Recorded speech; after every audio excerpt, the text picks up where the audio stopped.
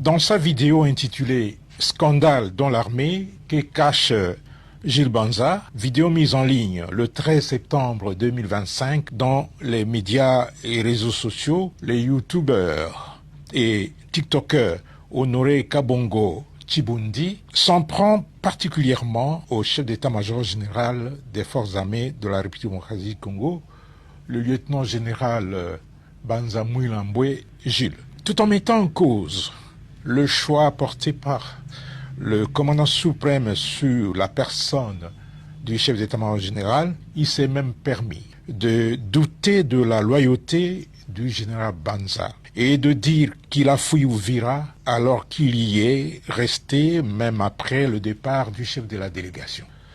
De ce qui précède, les forces armées de la République démocratique du Congo tiennent à faire la mise au point suivante. 1. Dans cette délégation gouvernementale à Uvira, le vice-premier ministre, ministre de l'Intérieur, Jacquemain Chabani, était l'unique représentant du président de la République. 2. Le chef d'état-major général n'a jamais été le commandant suprême adjoint. Dans cette fonction, le président de la République n'a ni adjoint ni intérimaire. 3. Très discipliné et respectueux des lois, des règlements et des coutumes militaires, le chef d'état-major général n'est pas politicien pour prendre la parole dans une réunion publique présidée par une haute autorité gouvernementale, réunion consacrée à la remise d'un mémo dont la primeur était réservée au président de la République et que ni le vice-premier ministre, ministre de l'Intérieur, ni les chefs d'état-major général ne pouvaient commenter. En plus, la réunion du chef d'état-major général prévue avec les FARDC et les Wazalendo dans un cadre approprié avait été préalablement annoncée par le vice-premier ministre, ministre de l'Intérieur.